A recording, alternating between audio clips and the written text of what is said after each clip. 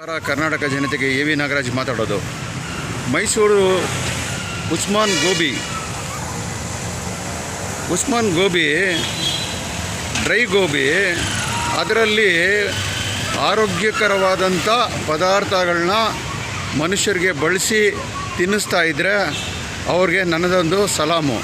ಆದರೆ ಆರೋಗ್ಯ ಹಾನಿಕರ ಆಗುವಂಥ ಪದಾರ್ಥಗಳನ್ನ ಬಳಸಿ ಅವ್ರು ಮಾತ್ರ ಹಣ ಮಾಡಿಕೊಂಡು ಹೆಸರು ಮಾಡಿಕೊಂಡು ದಬ್ಬಾಳಿಕೆ ಮಾಡೋ ರೀತಿಯಲ್ಲಿ ಹೋದರೆ ಅದು ಒಳ್ಳೆಯದಲ್ಲ.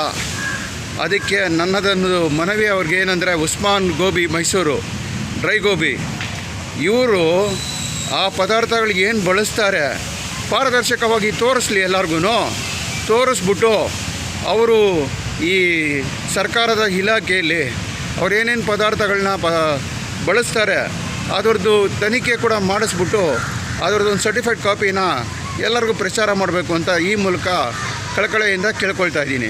ಜೈ ಹಿಂದ್, ಜೈ ಕರ್ನಾಟಕ.